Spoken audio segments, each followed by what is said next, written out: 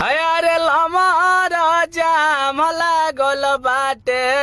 driver भाई आयो हो लोग खाना पीना खाई के ये जी दिक्कत ना होखे कवनो भाई के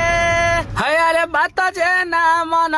दौड़ल चली आइब लोगिन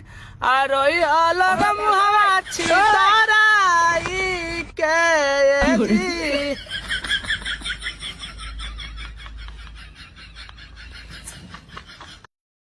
हयारे लमर जाम लागल बाटे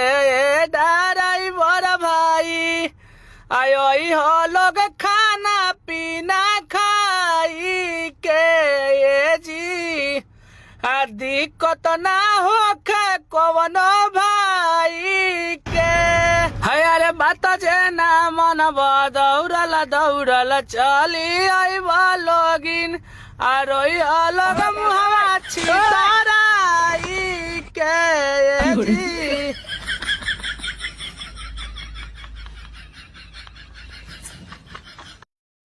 हयारे लमर जाम लागल बाटे ड्राइवर भाई आयो हो लोग खाना पीना खाई के ये जी दिक्कत ना होखे कवनो भाई के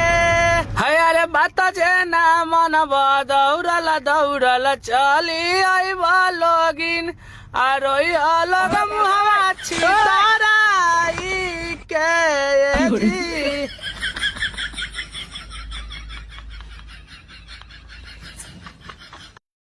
हयारे लमर जाम लागल बाटे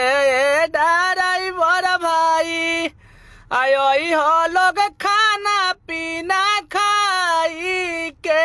ये जी दिक्कत ना होखे कवनो भाई के हयारे बात जे ना मन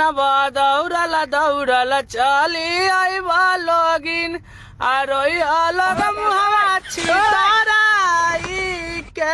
ये जी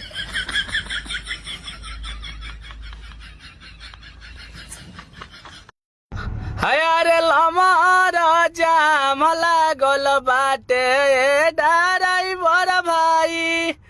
आयो हो लोग खाना पीना खाई के ये जी